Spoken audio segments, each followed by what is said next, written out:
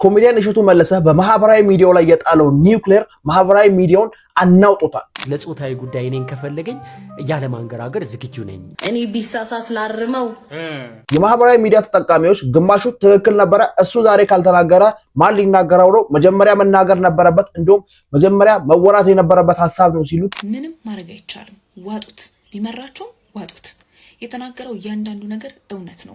እሸቱ መለሰ አንድም የተሳሳተው ነገር የለም። እኔ ሲሰራ በአደባባይ የተሰራ ጤት በአደባባይ ነው መከሰስም መወቀስም መታረምም ያለበት። ሌሎች ደግሞ የለም እንደዚህ ማውራት አልነበረበትም፣ ከሱ የማይጠበቅ ሀሳብ ነው፣ እሱ ማን ስለሆነ ነው ስለ እንደዚህ አይነት ጉዳይ በኮንፊደንስ የሚያወራው በማለት የራሳቸውን ማስረጃና መረጃ ያቀርባሉ።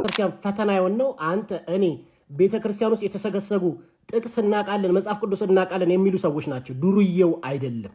የኔም ቤተሰቦች ያለ ልጅ ያንተም ልጅ ያለባት ይቀራታል። በዚህ ንግግር ታዲያ እኔ የሁለቱንም ሐሳብ ጠቅላላ አድርጌ ያቀርብላችኋለሁ። ይህ ጽናት ቲዩብ ነው። በዚህ ቻናላችን በየዕለቱ በማህበራዊ ሚዲያው እጅግ በጣም አነጋጋሪ የሆኑ ሐሳቦችን ጠቅላላ አድርገን እንመለከታለን። ቻናላችን አዲስ ስለሆነ የእናንተን እርዳታ ይፈልጋልና ላይክ፣ ሼር፣ ሰብስክራይብ ማድረግ እንዳይረሳ። ወደ ቪዲዮ ኮሜዲያን እሸቱ መለሰ ምን ቢናገር ነው ማህበራዊ ሚዲያ ላይ እንደዚህ መነጋገሪያ የሆነው? እንደምታውቁት ኮሜዲያን እሸቱ መለሰ የራሱ የሆነ ዶንክ ቲዩብ የሚባል የዩቲዩብ ቻናል አለውና በዛ የዩቲዩብ ቻናል ላይ የተለያዩ ፕሮግራሞችን ያቀርባል። ከነዛ ፕሮግራሞች መካከል አንዱ ደግሞ ኖርማል አይደለም በሚል ርዕስ የሚሰራቸው ፕሮግራሞች ናቸውና በዛው ፕሮግራም ላይ የተለያዩ የሚነቀፉ የሚደገፉ ሐሳቦችን በማንሳት የራሱን ሐሳብ ይሰጣል። ታዲያ በዚሁ ፕሮግራም ላይ ባለጌን ካሳደገ የገደለ ጸደቀ በሚል ርዕስ በሰራው ቪዲዮ ላይ የሰጣቸው አስተያየቶች ማህበራዊ ሚዲያውን ለሁለት ከፍለውታል። የሰጠው አስተያየት ምንድነው? ከምንስ ጋር ነው የሚገናኘው? ቪዲዮን ላሳያችሁ። ቪዲዮ ምን ሰማው? የሀገራችን ባለሀብት ለጾታዊ ጉዳይ እኔን ከፈለገኝ ያለ ማንገራገር ዝግጁ ነኝ የሚለውን ንግግሯን እንግዲህ ብዙዎች ተቆጥተውበታል። ግን ለካ እሷ ታይቷት ነው ማስታወቂያ እንዳሰሯት በሚዲያ አይተናል። እንግዲህ ባለሀብቱን በአደባባይ ክብራቸውን የሚነካ ንግግር መናገሯ መጥፎ መስሎን ነበር።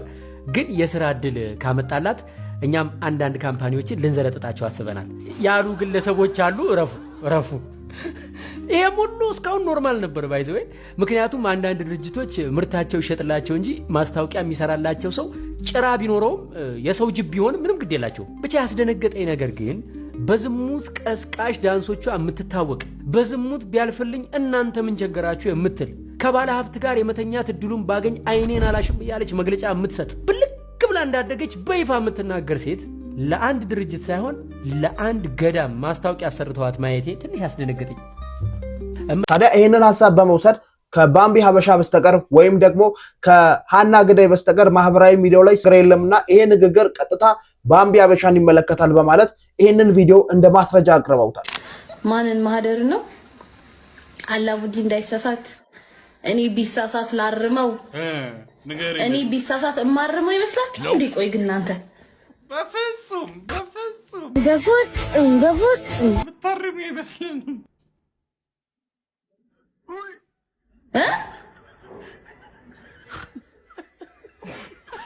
እኔ አርመዋለሁ። ይሄ ብቻ አይደለም። እንዲሁም ደግሞ እንደነዚህ አይነት ሰዎች ከቤተክርስቲያን ጋር ያላቸው ግንኙነት ወይም ቤተክርስቲያን ውስጥ ስላላቸው አገልግሎት ሐሳብ በማንሳት እንደነዚህ አይነት ሰዎች ወደፊት ቀርበው የቤተክርስቲያን ሽፋን መሆን አልነበረባቸውም በማለት እንዲህ የሚል ሐሳብ ተናግሮ ነበር። ብላ እንዳደገች በይፋ የምትናገር ሴት ለአንድ ድርጅት ሳይሆን ለአንድ ገዳም ማስታወቂያ አሰርተዋት ማየቴ ትንሽ አስደነገጠኝ። እምላችሁ በኃጢአት እንደምበልጣት ቅንጣት ታክል አልጠራጠርም። ነገር ግን በአደባባይ ኃጢአትን በመስበክ አዋርድ ያላትን ሴት የገዳም ማስታወቂያ ስትሰራ ማየት ለታዳጊ ልጆች ምንም ያክል የቆሸሸ ስብዕና ቢኖራችሁም ቤተክርስቲያን በእናንተ ትወከላለች የሚል ግንዛቤ ይፈጥራል። እንግዲህ የዚህችን ልጅ ግብር ልክ አይደለም ብሎ ማውገዝ መጀመሪያ ከአባቶች ይጠበቅ ነበር። ጭራሽ በብልግናሽ ከሚያደንቁሽ ተከታዮችሽ ገንዘብ ለምኝልን ብሎ መሾም በኃጢአት ያፈራችሁትም ገንዘብ ቢሆን እግዚአብሔር ይቀበልላችኋል የሚል የተሳሳተ መልእክት አለው። የዘንድሮ ቲክቶከሮች ደግሞ ሌላ ጉዳ መጡ። ማታ ጭፈራ ቤት ባደሩበት ልብስ የክለቡን ላብ እንኳን ሳይታጠቡ ጠዋት ቤተክርስቲያን ሄደው የምስጋና ቪዲዮ ይለቁልናል። አስቡት እስቲ። ባጠገባቸው ስታልፉ የሺሻና የዕጣን ሽታ ተደባልቆ ነው የሚሸታችሁ። አንዳንድ ስክሮል ስታደርጉ አንዱ ቪዲዮ ላይ ነይ ማታ ማታ እያሉ ውስኪ ሲራጩ አድረው ስዋይፕ ስታደርጉት ቀጣዩ ቪዲዮ ላይ አውደ ምሕረት ላይ ጸበል ሲረጩ ታያላችሁ። የምንገርመው እኛ ነን። አንድ ባለጌ ቲክቶከር ቤተክርስቲያን ግቢ ሲገባ ስናይ እኮ ልክ የደርቢ ዋንጫ እንደበላ ትልቅ ቡድን ድል እንዳስመዘገብን ነው የምንቆጥረው። ወይኔ ኮመንቱ እና ዘንበዋለን አይደል? የኔም መቤት እንትናይ የመቤት ወዳጅ ጸጋውን ያብዛልሽ። ኧረ ምን አይነት ጸጋ ነው! የሃንጎበር ጸጋ ነው።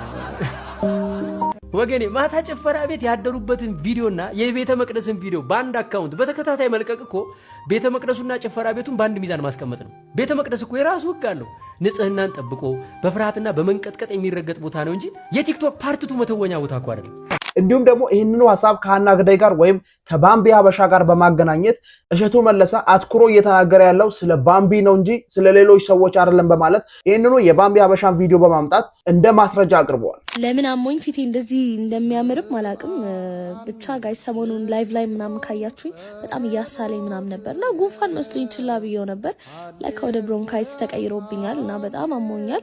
ፕሊስ ይሄን ቪዲዮ በቃ ኮፒ ሊንክ ሪፖስት አድርጉ ጋይስ። እኔ በዚህ አካውንት ማበዴ ነውና ዛሬ ራሱ ስለባብስ ስዘጋጅ ምናምን ልቀርጽላችሁ ብዬ I don't have the energy ዛሬ ጨጓራዬንም አሞኝ የተነሳሁትና ድጋሚ ሐኪም ቤት ልሄድ ነው። ብቻ ይሄ መጽሐፍ አሁን በመተኛት ሰበብ እያነበብኩት ነበርና ነግሬያችኋለሁ ባለፈው። አሁን ወደ 301 አካባቢ ደርሻለሁ ገጽና እጅግ በጣም ደስ የሚል መጽሐፍና ሌላ ጊዜ በሰፊው ነው የምነግራችሁ። ይሄን ቪዲዮ ላይክ ሪፖስት ማድረግ እንዳትረሱ አደራ።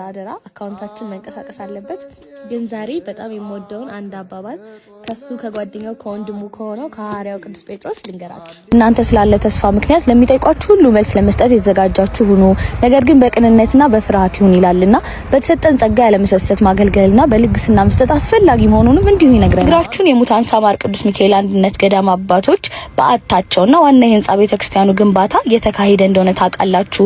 በእናንተ ርብርብ ጥሩ ደረጃም እየደረሰ ስለሆነ አሁንም እንዳይቋረጥብን ስል እዚህ ጋር የንግድ ባንክና የአቢሲኒያ ባንክ አካውንት አስቀምጣለሁ። ታዲያ ይህንን ሁለት ቪዲዮዎች በማገናኘትና የእሸቱን ቪዲዮ በማገናኘት ማህበራዊ ሚዲያው ላይ የማህበራዊ ሚዲያው ተጠቃሚዎች ለሁለት ተካፍለው የየራሳቸውን ጥቅስ እየጠቀሱ የየራሳቸውን ሐሳብ እያነሱ እሸቱ መለሰ ከራሱ የማይጠበቅ ንግግር ነው የተናገረው ሲሉ፣ ሌሎች ደግሞ እሸቱ መለሰ ትክክል ነው የተናገረው፣ ዛሬ እሸቱ መለሰ ካልተናገረ ማን ይናገራል በማለት የየራሳቸውን ሐሳብ ሰጥተዋል። ከነሱ መካከል አንዱ ፌስቡክ ላይ ፍራኦል ሀበሻ በሚል ስም የሚታወቀው ሰው እንዲህ በማለት ጽፎ ነበር። እሸቱ መለሰ የተናገረውን ንግግር ልክ ነው፣ አንዳንድ ሰዎች ለምን እየነቀፉት እንዳለ ራሱ አልገባኝም። ቲክቶከሯ ባምቢ የገዳም ግቢ ማሳሰቢያ ፕሮግራም መምራት አልነበረባትም ያለው ትክክል ነው። አንዳንድ የሶሻል ሚዲያ ሰዎች ብዙ ፋውል ይሰሩና ከዛ ነገሩ እስኪረጋጋ ድረስ ሃይማኖተኛ ተጫውተው ልክ ነገሩ ሲረጋጋና ሲረሳሳ ወደ መደበኛው የጭሰት ላይፋቸው ይመለሳሉ። ባምቢም ከነዚህ አንዷ ናት። ትናንት የገዳም ግቢ ማሳሰቢያ ማስታወቂያ ሰርታ ዛሬ ከቀኑ 9:42 ላይ በአንድ የባህር ማዶ ሙዚቃ ቶርክ ማድረጓን ልክ ነው ትላላችሁ? በፍጹም። ለቤተክርስቲያን የማይመጥኑ ሰዎች የቤተክርስቲያን ሽፋን መሆን የለባቸውም። ዛሬ መንፈሳዊ ነገር አስተዋውቀው ነገር ደግሞ ከዛ ተቃራኒ የሆነ ምስል ማሳየት ለተመልካች ግራ ማጋባት ይፈጥራል። ይህ ደግሞ የሚሰበሰበው እርዳታ የሚካሄደው ፕሮግራም ተአማኒነት ወይም ክሬዲቢሊቲ ጥያቄ ውስጥ ሊከት ይችላል በማለት የራሱን ሐሳብ ተናግሮ ነበር። ታዲያ ይህንንም ሐሳብ ተመልክተው የለም ቤተክርስቲያን ውስጥ ያለን ሰዎች የኛ ኃጢአት አይበልጥም ወይ? ከቤተክርስቲያን የምንሰርቅ ቤተክርስቲያንን የተላመድን ሰዎች አይደለንም ወይ? እኛ ቤተክርስቲያን ውስጥ ካለን ሰዎች ይልቅ ውጭ ያሉ ድሩዬ የሚባሉ ሰዎች እግዚአብሔርን በመቅረብ ከኛ የተሻሉ ናቸው በማለት የራሱን ሐሳብ እንዲህ በማለት ተናግሮ ነበር። እንዴው ለቤተክርስቲያን ፈተና የሆነው አንተ እኔ ቤተክርስቲያን ውስጥ የተሰገሰጉ ጥቅስ እናቃለን መጽሐፍ ቅዱስ እናቃለን የሚሉ ሰዎች ናቸው፣ ዱርዬው አይደለም። የምር የምልህ አሁን ቤተክርስቲያንን እግዚአብሔርን እየተዳፈረ ያለው ቤተክርስቲያን ውስጥ አለ የተሰገሰገ አስመሳይ ዲያቆን፣ አስመሳይ ቄስ፣ አስመሳይ መጽሐፍ ቅዱስ አውቃለሁ የሚል እንጂ ዱርዬው እምነቱን በደንብ አድርጎ ይወዳል። እኔ ባምቢን ብትጠይቃት እግዚአብሔር ምስክሬ ነው እምነቷን በደንብ አድርጋ ትወዳለች። አብዛኞቹ ዱርዬ እንዲሁ ለጥምቀት ዕለት አንተ የምትጸየፈውን ምንጣፍ እነሱ ተሸክመው ላባቸው ጠብ ሲል ቤተክርስቲያንን ያገለግላሉ። እንደ ዱርዬው እንደዚህ ጋጠወጥን ባለጌ ናቸው የምትላቸው ሰዎች ናቸው ለእግዚአብሔር ቅርብ ለፈጣሪ ቅርብ ሁሌም አንሶላ ውስጥ የሚያለቅሱት ወንድማችን። እና አንድ ነገር ልንገር፣ እንዲሁ ቤተክርስቲያን ውስጥ አስራት በኩራት የሚበላ ቄስ እንዳለ ታውቃለህ? ከቤተክርስቲያን ብር የሚያጭበርብር ቄስ እንዳለ ታውቃለህ? ድንግል ነኝ ብለው አሁንም ግን ድንግል ሳይሆን አሁንም ድረስ የሚቀድስ አሁንም ድረስ እንደው በተክሊል የተጋባ ዲያቆን እንዳለ ታውቃለህ? ቤተክርስቲያን ውስጥ የተሰገሰገ ነው ለቤተክርስቲያን ዕዳ የሆነው እኛ ነን ብራዘር፣ ዱርዬው አይደለም። ገባ አይደለ? እቺ ልጅ በትህትናና በፍቅር ማስተማርና ወደ ቤተክርስቲያን ማምጣት ይገባል። ይኸውልህ ለእግዚአብሔር ቅርብ የሆነው ለክርስቶስ ቅርብ የሆነው አስቆሮቱ ሂዳ በ30 ዲናር ነው ክርስቶስን የሸጠው። ያቺ የሉቃስ ወንጌል ላይ ያለችው ያቺ በእንቧና በአማረ ሽቶ የክርስቶስን እግር አጥባ ሄደችው ሴት ግን በ300 ዲናር ነበር ሽቶን ገዝታ ክርስቶስን አጥባ ሄደችው። አባቴ ክርስቶስ ከገዳም ይበልጣል። አባቴ እቺ ሴት አትመጥንም ለገዳም አትመጥንም ከማለት በፊት እውነት ለመናገር ማናችንም ንጹህ እንዳልሆንን ጻድቅ እንዳልሆንን አውቀን ማናችንም መፍረድ አንችልም። ያሳብ እንዳለ ሆኖ ደግሞ ሌሎች ይሄን ነገር ቢመራችሁም ዋጡ፣ ይሄ እውነት ነው፣ እየመረረንም እውነታውን መዋጥ አለብን፣ ትክክል ነው የተናገረው ንግግር እሱ ዛሬ ካልተናገረ ማን ሊናገር ነው? ሌሎች እንደውም ከዚህ በላይ መናገር ነበረባቸው፣ ነገር ግን አልተናገሩም። እሱ በራሱ ላይ ሪስክ ወስዶ ይሄንን እንኳን ተናገረ። ይሄ ነገር እውነት ነው፣ የተናገረው ነገር ትክክል ነው በማለት ደግሞ የራሳቸውን ሐሳብ የሚሰጡ ሰዎች አሉ። ነገር ቢመራችሁም ዋጡት፣ ምንም ማድረግ አይቻልም። ዋጡት፣ ቢመራችሁም ዋጡት። የተናገረው እያንዳንዱ ነገር እውነት ነው። ዊናውስ ምን እየተካሄደ ያለ ምን እየተፈጠረ እንዳለ ምን እየተደረገ እንዳለ ሁላችንም በደንብ አድርገን እናውቃለን። በቃ እውነት ሲነገር አትንጨርጨሩ። እውነት ነው። ህሊናችሁ የማይቀበለውን ነገር በግድ ተቀበላችሁና ልክ ነው ማለት አይደለም። በቃ ልክ ካልሆነ ለዚህ አንዳንዴ መጥቶ ቆጣ ብሎ የሚናገር ሰው ያስፈልጋል። ነው እዚህ ጋር ልክ አይደለም ብሎ የሚል ሰው ያስፈልጋል። ጥሩ ነገር ሲኖር ደግሞ አፕሪሺየት የሚያደርግ ሰው ያስፈልጋል። በቃ የሆነ ሰው መጥቶ ይሄ ነገር ልክ አይደለም ሲል ኧረ እንደዚህ ነው ቅናት ነው እንደዚህ እናንተ ማን እንደዚህ ያድርጓችሁ ነው።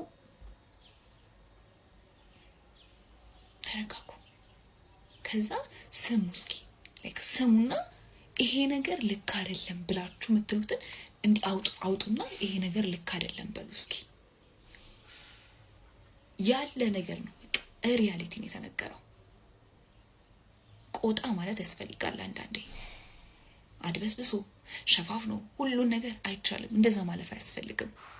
በቃ ሁሉም ተስማምቶበታል ብሎ በሁሉም ነገር ሁሉም ህዝብ እንዲስማማ ማድረግ አያስፈልግም። ልክ ያልሆነ ነገር ላይ ቆም ማለት ያስፈልጋል። ኖ እዚህ ጋር እንደዚህ አይደለም፣ እንደዚህ እየተደረገ ነው፣ ይሄ ነገር ልክ አይደለም። እውነት ሲነገራችሁ አትንጨርጨሩ። እውነት ነው፣ ሪያሊቲ ነው። እዚህ ምድር ላይ ማንም ሰው ጻድቅ የለም። ማንም ሰው መተራረም መስተካከል ጥሩ ነው። ቤዝ ነው እዚህ ጋር ልክ አይደለሽም ይሄን በሉኝ፣ ኦኬ ሰማለሁ። ልክ ካልሆነ ኢትስ ኦኬ ሰማለሁ ምናምን። ልክ ያልሆነን ነገር አበረታተን አይመጣውም እኮ እውነት። በቃ ልክ ካልሆነ ልክ አይደለም። ከዛ በኋላ ማስቆም የሚቻልበትን መንገድ መፍጠር፣ በቃ እንደዛ መቀጠል ነው። ትውልድ እኮ ኦኬ ልክ ነው እንዴ እንደዛ ነው እንዴ እያለ እኮ ነው የሚቀጥለው።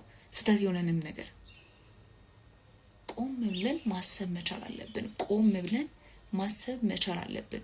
ካልሆነ ማለት ነው ቁልቁል ነው የምንወርደው። ሌሎች ደግሞ ይሄንን ሐሳብ ተቃውመው ሰዎችን ከቤተ ክርስቲያን እያራቅናቸው ነው፣ ወይም እንደነዚህ አይነት ሰዎችን እንደዚህ በመተቸት ልጆችን ከቤተ ክርስቲያን እያራቅናቸው ነው። ሰዎች ወደ ቤተ ክርስቲያን ካልሄዱ፣ ሲከፋቸው ወደ ቤተ ክርስቲያን ካልሄዱ፣ ኃጢአታቸውን ለመናዘዝ ወደ ቤተ ክርስቲያን ካልሄዱ ወዴት ነው የሚሄዱት? ሰዎች ከአባታቸው ቤት ወዴት ይሄዱላችሁ? ቤተ ክርስቲያንስ የምትፈልገውና የምትጠራው እንደዚህ አይነት ሰዎችን ሰብስባ ለማስተማርና ለማስታረቅ አይደለም ወይ? ሰዎች ወደ አባታቸው ቤት ካልሄዱ ወዴት ይሄዱላችሁ?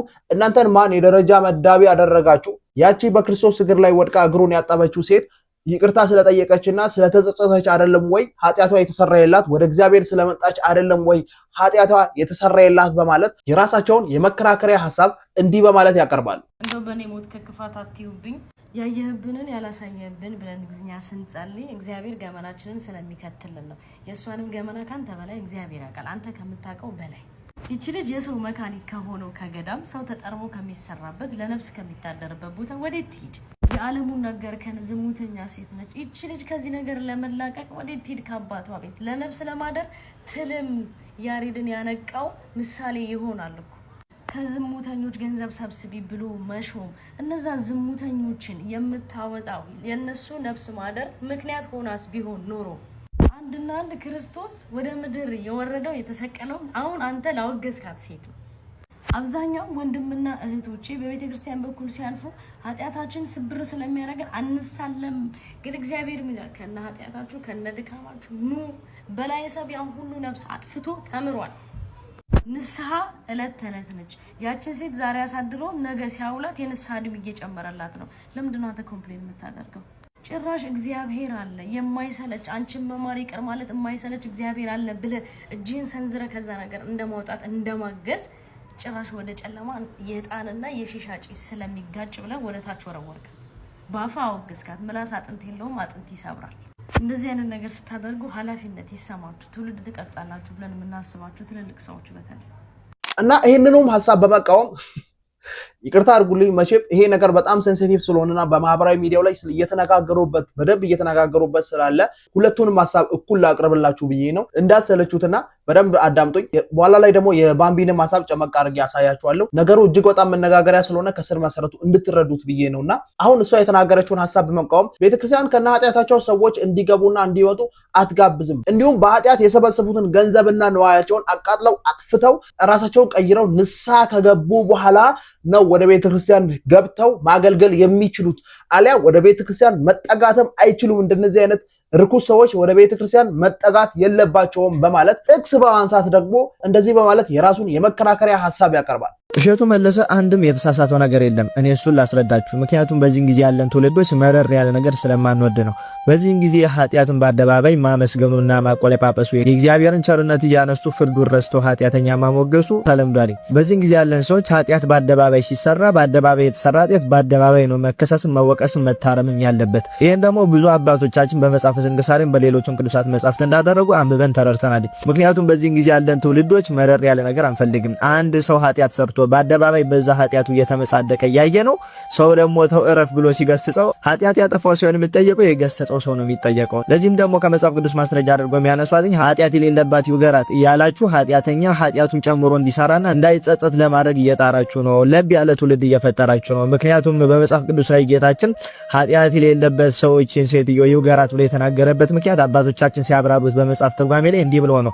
በመጀመሪያ ደረጃ እነዛ ያችን ሴት ያመጧት ሰዎች እግዚአብሔር ኢየሱስ ክርስቶስ ለመፈተን እንጂ ሴቷ የሰራችው ኃጢአት አሳስባችሁ አይደለም። እንዴት ከተባለ ኢየሱስ ክርስቶስን እቺ ሴት ሙሴ የሰራውን ሕግ ታላልፋለች፣ ሙሴ ደግሞ እንዲያደረገ ይወገር ብሏል፣ አንተ ምን ትላለህ አሉት። በዚያንም ጊዜ ይወገር ካለ ነፍሰ ገዳይ ነው ሊያስብሉት፣ አትወገር ካለ ደግሞ የሙሴን ሕግ ይሽራል ሊያስብሉት እንዲህ አይነት ጥያቄ ለጌታችን ፈተና አቀረቡለት። ጌታችንም የነሱን የልብ ተንኮል አይቶ ውገሯትም አትውገራቱም አላለም። ኃጢአት የሌለበት ከእናንተ መካከል ይውገራት ብሎ ተናገረ። ስለዚህ እነዚህ ሰዎች ለዚያች ሴትዮ ኃጢአት ሲሆን አዝነው የመጡት ጌታን ለመፈተን ስለመጡ ነው። ጌታችን እንደዛ ብሎ የመለሰላቸው እና በዚህ ጊዜ ያለን ሰዎች ያቺን ጥቅስ እናመጣና ማንም ሰው በአደባባይ እየበደለ ትውልዱን እያበላሸ ለትውልዱ መጥፎ አርአያ እየሆነ አንድ ሰው ወጥቶ እረፍ እንዲያደረክ ነው ብሎ ያንን በደለኛ ሰው ሲናገረው ብዙዎቻችሁ ተነሱና ከዛ በደለኛ ጎን ቆማችሁ አንተ ኃጢአት ሳይኖርብህ ነው እንደዚህ የምትላት ብላችሁ ወደ መውቀስ መጣችሁ። በአደባባይ ኃጢአት የሰራ ሰው ካለ በአደባባይ ይቀጣበታል፣ ይመከራል፣ ይገሰጽበታል። ምሳሌ ከአባቶቻችን ቅዱሳን ታሪክ እናንሳ። ማርታን የምትባል አንዲት ቅድስት እናት አለች። መጽሐፍ ስንክሳር ላይ ታገኙታላችሁ ታሪኩን። እቺ ሴት በፊተኛው በጣም ኃጢአተኛ ዝሙተኛ የነበረች ሴት ናት። ይሄንም ኃጢአቷ በአደባባይ የታወቀ ኃጢአት ነበር። ከዕለታት በአንድ ቀን ቤተክርስቲያን ልሳለም ብላ ወደ ቤተክርስቲያን ስትሄድ የቤተክርስቲያን ዘበኛ አገቢ ብሎ ከለከላት። ለምን ስትለው አንቺ ኃጢአተኛ ስትሆኚ ወደ ቤተክርስቲያን አገቢ ማለት። በዚያንም ጊዜ በዘበኛውና በማርታ ማል ጩኸት ተነሳ፣ ጭቅጭቅ በረታ። በዚያንም ጊዜ የቤተክርስቲያን አስተዳዳሪ መጣና ምንድነው ብሎ ሲጠይቅ እቺ ሴት ወደ ቤተክርስቲያኑ ካልገባው እያለች ነው ብሎ ነገረው። በዚያንም ጊዜ ያ የቤተክርስቲያን አስተዳዳሪ እንዴ ብትደፍሪ ነው በዚህ ኃጢአትሽ ወደ ቅድስት ቤተክርስቲያን ለመግባት የዳዳሽው የደፈርሽው ብሎ ገሰጻት።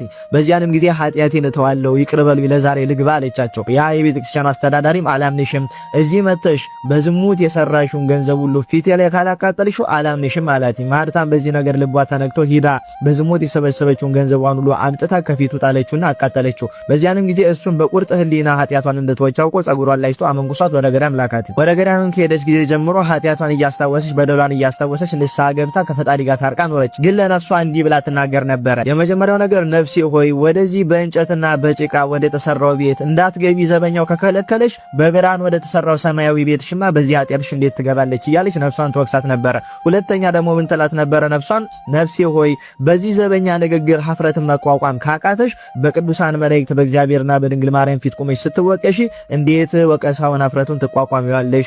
ስለዚህ ተመለሽ ብላ ነፍሷን እየገሰጸች ኑራ በንስሐ ተመልሳ በቅድስና አርፋለች። ለዚህ ቅድስና ያበቃት በአደባባይ የሰራችው ኃጢአቷ በአደባባይ ስለተነገራት ጭምር ነው። ይህ ሐሳብ እንዳለ ሆኖ ደግሞ ሌሎች ከሌብነት ጋር በማገናኘት የለም እሸቱ ከቤተ ክርስቲያን ማስታወቂያ የሚገኘው ወይም ከቤተ ክርስቲያን የሚገኘው ኮሚሽኔ ለምን ቀረብኝ ኮሚሽኔ ተነጠቀ ብሎ ነው እንጂ ይሄን ሐሳብ የተናገረው ጭራሹኑ ለማህበረሰቡ ወይም ለህብረተሰቡ ወይም ደግሞ ለቤተ ክርስቲያኗ አስቦ ሳይሆን የተናገረው የራሱ ኮሚሽን ስለተነጠቀበት ወይም የራሱ ኮሚሽን ስለተወሰደበት ነው በማለት የራሳቸውን የመከራከሪያ ሐሳብ ደግሞ ሌሎች እንደዚህ ያቀርባሉ።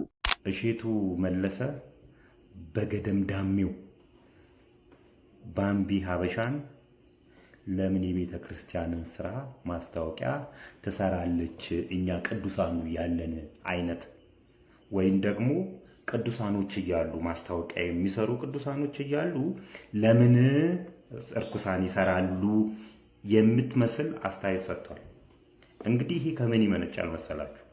ቤተ ክርስቲያንን ደጋግሞ ከመዝረፍ፣ ከቤተ ክርስቲያን ደጋግሞ ኮሚሽን ከመብላት፣ ቤተ ክርስቲያን ደጋግሞ ከመሄድ የተነሳ ኢየሱስ አጎታቸው ይመስላቸዋል። ቤተ ክርስቲያን ደግሞ ያጎታቸው ቤት ይመስላቸዋል። ስለዚህ በአጎታቸው ቤት ደስ ያላቸው ሰው ይገባል። እነሱ ቅዱሳን የሚሉት እርኩሳን ወደዛ አይጠጋም፣ በእነሱ መስፈርት ማለት ነው። ሲጀምር ቤተ ክርስቲያን የሃይማኖት ተቋማት የሚቋቋሙት እኮ ለቅዱሳን አይደለም። እንደዚህ አይነት በአንተ ንግግር መሰረት መስፈርቱን አያሟሉም የሚባሉ ሰዎችን ወደ ቤተ ክርስቲያን እንዲመጡና እንዲጠጉ፣ የክርስቶስን ስራ እንዲሰሩ፣ የክርስቶስን ባህሪያት እንዲይዙ ነው። አንተ በአምቢ ሀበሻ እንደዛ አይደለችም ብለህ ካሰብክ ወደ ቤተ ክርስቲያን አስጠግተዋት የቤተ ክርስቲያንን ነገር ቢያስተምሯት፣ እሷም የቤተ ክርስቲያን ማስታወቂያ ብትሰራ ምንድነው ኃጢአቱ ነው? ለዚህ እኮ ነው ብዙ ሰዎች ቤተ ክርስቲያን የሚመሿት። እኔ ኃጢአተኛ ከሆንኩ ወደ ቤተ ክርስቲያን እንድመጣ መገፋት ነው ያለብኝ እንጂ ከቤተ ክርስቲያን እንድርቅ በእንዳንተ አይነት ንግግር ማለት ነው። የግድ አንተ ነህ ኮሚሽን የምትበላው ሰውዬ፣ ደጋግመህ ኮሚሽን የበላ ሰውዬ አንተ ነው ወደ ቤተ ክርስቲያን መሄድ ያለብህ። ክርስቶስ እነማንን ያከበረው? አረ ስብከት እያለኝ ነው ዛሬ። እነማንን ያከበረው እንዴ? ረጃጅሞቹን እኮ አይደለም ቁመታቸው ከሩቅ ክርስቶስ መምጣቱን የሚያውቁት ሰዎችን አይደለም እኮ፣ አጭሩን ሰው እኮ ነው መርጦ እቤትህ እራት እንብላ ከቤተሰቦች ጋር እንደ ልብ ታየኛለህ ያለው።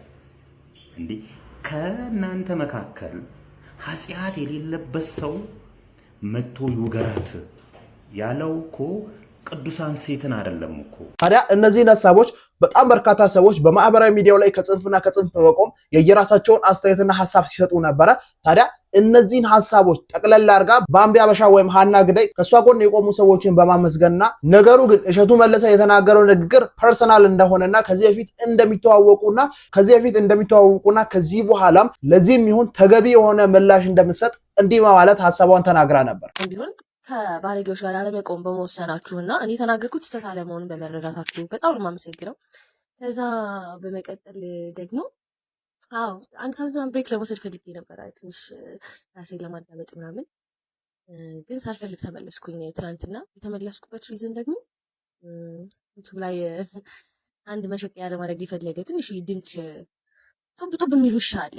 አንተ እኔ አክብሬ አላናግርህም ለምናገረው ንግግር። በነገራችን ላይ ከዚህ በኋላ የምታቀርበው ሐሳብ እጅግ በጣም ጠንከር ስለሚል ከቻናሌ ጋር ወይም ከኔ ጋር የሚያገናኘው ነገር እንደሌለ እንድታውቁልኝ እፈልጋለሁ። ማለትም እስካሁን ያቀረብኩላችሁ ሐሳብ የነሱ ሐሳብ እንጂ ከኔ ጋር የሚያገናኘው ነገር እንደሌለ እንድታውቁልኝ እፈልጋለሁ። ምክንያቱም ከዚህ በኋላ የምትናገራቸው ነገሮች ትንሽ ከበድ ስለሚል ማለትም አታክ የተደረገችው ፐርሰናል ነውና እሷም አታክ ተደርጊያለሁ ብላ የምታስበው ፐርሰናል ነውና ስለዚህ የምታስባቸውን ወይም የምታስተላልፈው መልእክት ፐርሰናል እንደሆነ እንድታውቁልኝ እፈልጋለሁ። የራሷን ሐሳብ ፐርሰናሊ ነው የምታሳልፈው።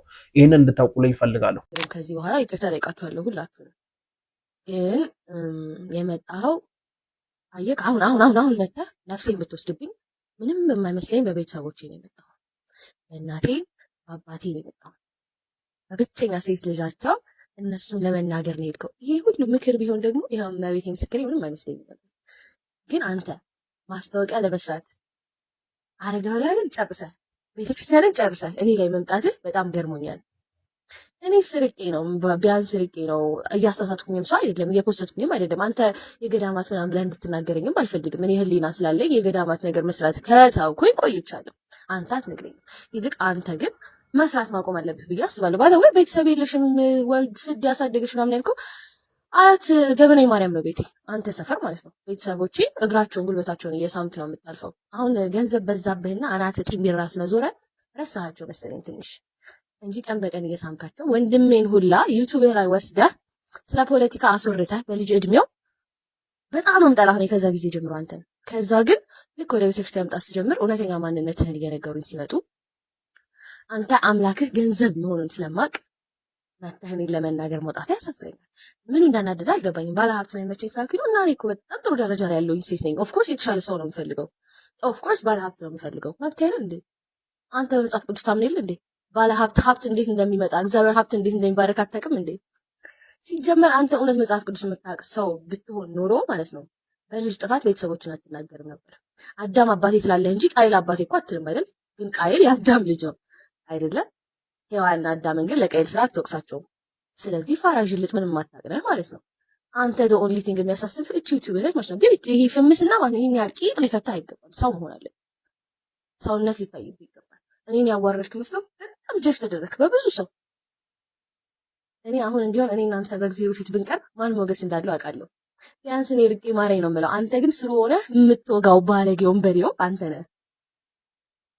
ካስፈለገ ከዚህ በኋላ ከነ ማስረጃ እያወጣሁ አሳያለሁ ምን እንደምታደርግ ማለት ነው። ለየትኛውም ፈጣሪም ቤተክርስቲያን ማስተባሰብ ለዩቲዩብ እንዴት እንደምትሸቃቀር አሳያለሁ። አየክ አይኔን ነካኝ፣ ቤተሰቦቼን ነካኝ። እዚህ ጋር ወርቼ የምጨርሰው ነገር አይደለም። በቅርብ እንገናኛለን፣ ቃል እገባልሃለሁ። ለምን ምን ችግር አለው በሞትስ? ቤተሰቦቼ እኮ ናቸው። አይ ዶንት ኬር ገባት። የኔም ቤተሰቦች ያለ ልጅ ያንተም ልጅ ያለ አባት ይቀራታል በዚህ ንግግር። ይሄ ነገር ትንሽ ወደዛች አይደ ብቻ የሷን ሐሳብ ጠቅላላ ስናረጋው ምንድነው ቤተክርስቲያኗ ጥሩ ሰው ትፈልጋለች ብለ የምታስብ ከሆነ ወይም ደግሞ እኔ ግብረገብ ያለው ሰው እንደሆን የምትፈልገኝ ከሆነ ከካሜራ ጀርባ ልታወራኝ ይገባ ነበረ። እዚህ አደባባይ ላይ መተ እኔን ስታሰጣይ ወይም እኔን አታክ ስታደርግ እኔን ለማስተማር ወይም እኔን መሰሎችን ለማስተማር ሳይሆን ከዩቲዩብ ገንዘብ ለማግኘት የዩቲዩብ ሽቀላ ነው እንጂ ያንተ ከዩቲዩብ የሚገኘውን ገንዘብ ሽቀላ ነው እንጂ ከኔ ጋር ወይም እኔን ለማስተካከል አይደለም አይነት እንደዚህ አይነት ሐሳብ ነው ያቀረበችው። እንዲሁም ደግሞ ከገዳምና ከቤተክርስቲያን ጋር በተገናኘ ከዛ ነገር እንደወጣች ህሊና ስላላት ህሊኗን ስለከበራት ከዛ አይነት ነገሮች እንደወጣችና አሁን ታበርቲሳ እንዳለው እሱ ገንዘብ አምላኪ ስለሆነ ኮሚሽኗ ለምን ቀረችብኝ ብሎ እንደዚህ እንደሚያወራ አይነት ነገር ከሷ ጋር ፉክክር ውስጥ እንደገባ አይነት ፐርሰናል አድርጓለች ነገሩን። ደግሞ ከቤተሰብ ጋር እንደሚተዋወቁ አይነት ነገር ነው ያወራችው። ብቻ ሰሞኑ ማህበራዊ ሚዲያውን ለሁለት የከፈለው ሐሳብ ይሄን ይመስላል። የጽናት ቲዩብ ቤተሰቦች እስካሁን አብራችሁኝ ስለነበራችሁ እጅግ በጣም አመሰግናለሁ። ቻናላችን አዲስ ስለሆነ የእናንተን እርዳታ እንደሚፈልግ አሳስቢያችሁ ነበረ። ሰብስክራይብ፣ ላይክ፣ ሼር ማድረጋችሁን ቼክ አድርጉልኝ። ቸር ቆዩልኝ።